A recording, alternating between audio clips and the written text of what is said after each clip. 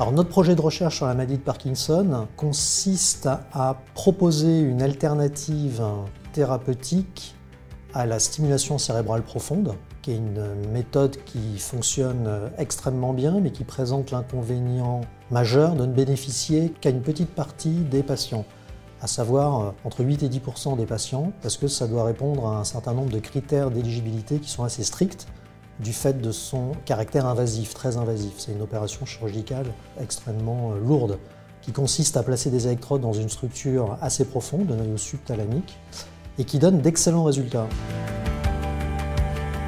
Donc en fait, la stratégie pour laquelle on a opté, c'était de partir de quelque chose qui marchait très bien, mais qui bénéficiait à peu, pour essayer de comprendre mieux son mécanisme d'action, qui est toujours assez méconnu,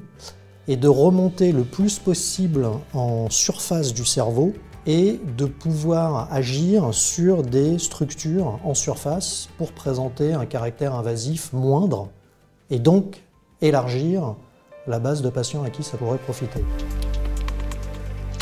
Donc nos recherches se sont basées sur un modèle revisité de la maladie de Parkinson, à savoir qu'il a été récemment observé qu'en fait il y avait une hyperactivité au niveau du cortex moteur, qui pouvait être la cause des symptômes moteurs délétères observés dans le Parkinson. Et le cortex moteur est une structure beaucoup plus superficielle, et donc intervenir sur ce cortex permettrait d'être moins invasif et donc de bénéficier à un plus large nombre. Ce dont les chercheurs sont aperçus, c'est que cette hyperactivité corticale était régularisée par la stimulation cérébrale profonde. Donc on s'est dit que c'était une cible extrêmement prometteuse. Et en allant voir de plus près, on a vu que la cause de cette régularisation étaient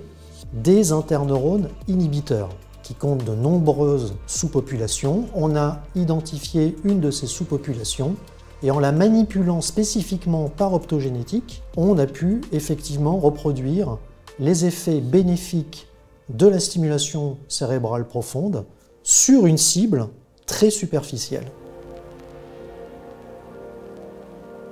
Et ce qu'on fait chez des animaux parkinsoniens, c'est qu'on stimule à une certaine fréquence ces interneurones inhibiteurs. Cela a pour effet de régulariser l'hyperactivité observée en Parkinson et d'obtenir des effets moteurs bénéfiques chez ces animaux.